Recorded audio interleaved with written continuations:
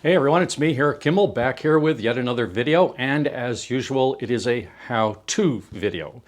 This is actually YouTube video number 583 for me. Hard to believe, 583 videos over the past 10 years that I have made. And what I'm going to do in this video is show you how to make a classy little cutting board like this one right here, or like this one right here, or like any of these. I've been making a bunch of them lately. But before I get into the details of how to make one of these, exactly how to make one, I want to tell you about the inspiration for these little cutting boards. And this is the inspiration right here. I purchased this at an estate sale a month ago, and I paid 50 cents for it. And there were three things about this little cutting board that really caught my eye. First of all, it was a classy little design. All right, it's just very pleasing to the eye. Beyond that, I noticed that the wood was a highly figured bird's eye maple, which is not common. And then the third thing that really caught my eye is that it was heavily used. I don't know how old it is. I assume it's quite old. The people who lived in the house were quite old, and the house was quite old. And their kids who were selling the contents of the house were actually quite old too. So anyway, I think this is quite old. It's got a lot of wear on both sides. That means that it was a very practical and useful cutting board. So all of those things came together, and I thought to myself, man, I want to make some of those. It's just a handy little cutting board, and it's unique. You can see a lot of cutting board how-to videos here on YouTube, but I've yet to see one with a simple, classy look like this one. I'm going to get into the details of exactly how to make one of these, but what I want to do first is talk to you about the wood that I used to make these. The old cutting board I bought is 5/16 of an inch thick and 4 5/8 inches wide. I kept the same width, but used 1/16 inch thicker hardwood for my boards, which is to say they are 3/8 of an inch thick. I purchased some 3/8 inch bird's eye maple and walnut from eBay sellers. This board here is made with 3 pieces of ash that I had left over from making my classic American clothespins. I will be making a future video showing how to easily clamp thin boards together without clamps. You won't want to miss that one. Now, before I get into the specifics of exactly how to make these, I want to tell you that at the very end of this video, I am going to show this old cutting board, the inspiration cutting board, all cleaned up, sanded down, and oiled. All right, so we'll see what this looks like after restoration, we could say. And I'm also going to show you at the very end of this video a cutting board that I made for my mother 40 years ago, 1984. And it is not like these, but it is unique in its own way. So stay tuned for that at the very end. Now let's get into it, and I'll tell you how you can make these classy little cutting boards yourself. This right here is a one-page PDF pattern that I've created for the cutting board. You can purchase the inexpensive PDF from my Planet Whiz Bang website. I also sell printed out paper patterns. There's a link in the description. If you purchase the PDF download, you need to make sure you print out your paper copy at 100%. My desktop Mac default prints at 96%, like you see here. That's no good.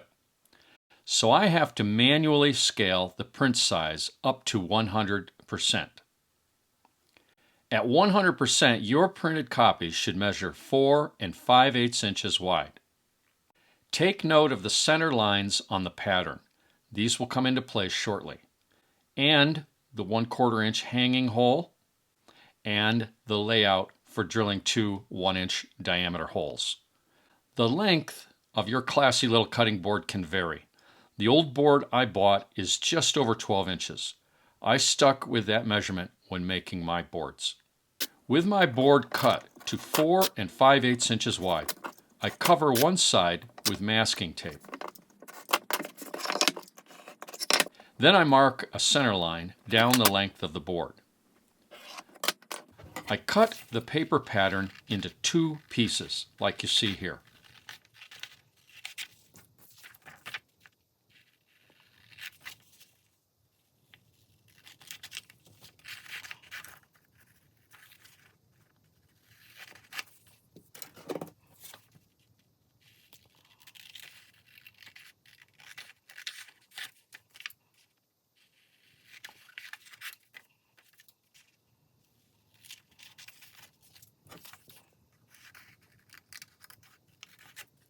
This Gorilla Glue spray adhesive works well for adhering the pattern to the masking tape.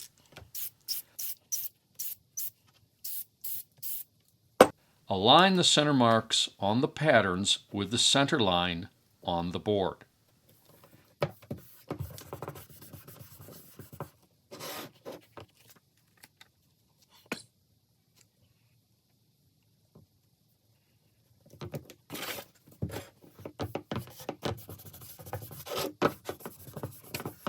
Here are 3 boards with the patterns in place.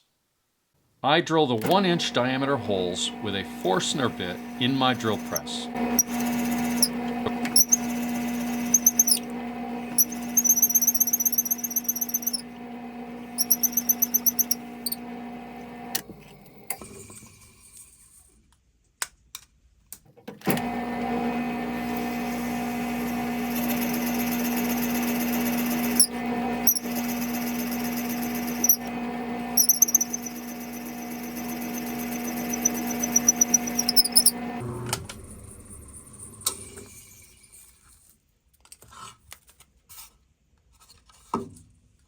I bought this Grizzly benchtop bandsaw 2 years ago for the specific purpose of cutting a thin kerf in the wood arms of the whiz-bang garden wind vanes that I was making.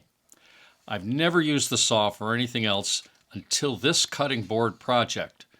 If I didn't have the bandsaw, I would use my jigsaw with a 20-tooth scrolling blade like you see here.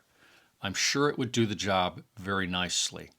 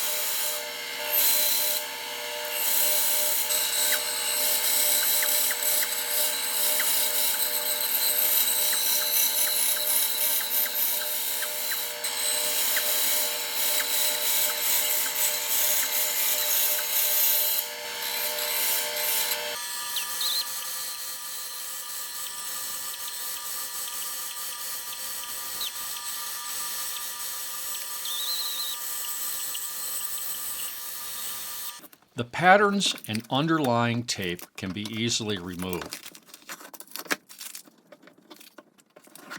I rounded over the edges of the board with a bearing-guided 1/8 inch radius router bit.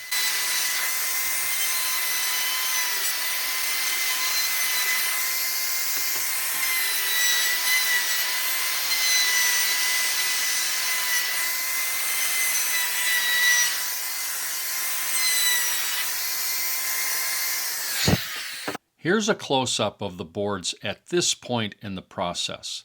Obviously, there's still some work to be done. This inexpensive 1-inch belt sander is one of the handiest shop tools I own.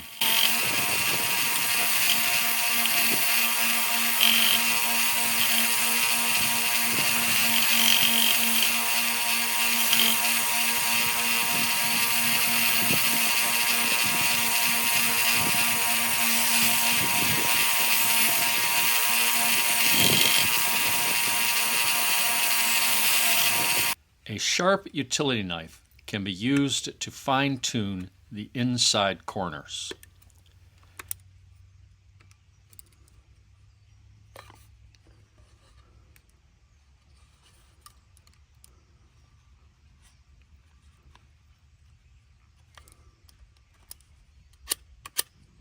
After sanding and shaping a little, I route the edges again with the same 1/8 inch router bit.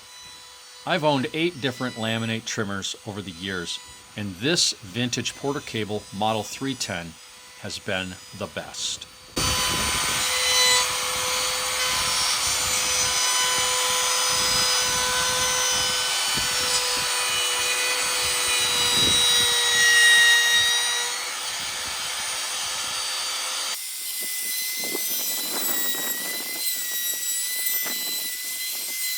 For some finish filing, I bought this Kutzall fine cut wood rasp. It's a rasp like you've never seen before. Check out the Amazon reviews. It's a great tool.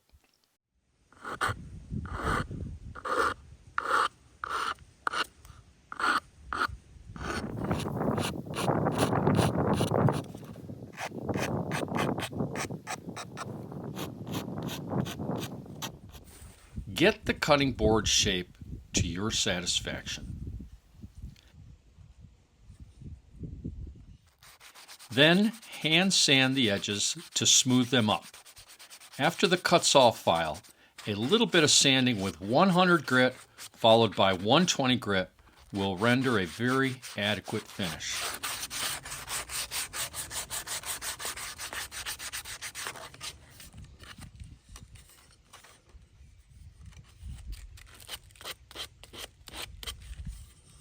Here are some close-up views of the bird's eye maple board, all shaped and sanded.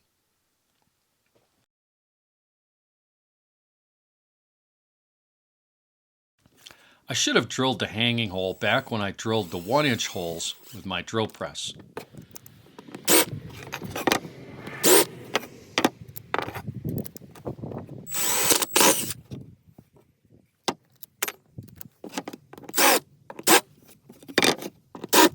The final step is oiling the boards. I used Howard cutting board oil, which is food grade mineral oil. I applied 2 coats of the oil, letting it soak overnight after each coat. Then I applied 1 coat of the Howard Butcher Block conditioner, which is a mineral oil and beeswax blend. The final finish is buttery smooth, and that's all there is to it. Now here's a comparison photo of the old cutting board after I sanded it down and oiled it. And here are some views of the cutting board I made my mother 40 years ago. She used it a couple times, then stopped because she didn't want to ruin it. The wood I used for that cutting board was old growth maple that I salvaged from an old granary. The joists in the granary were rough cut 2-inch by 10-inch with very tight growth rings. It was amazing wood that I used for various projects over the years. I wish I still had some. Thanks for watching this video. If you enjoyed the how-to, please give the video a thumbs up. See you in the next one.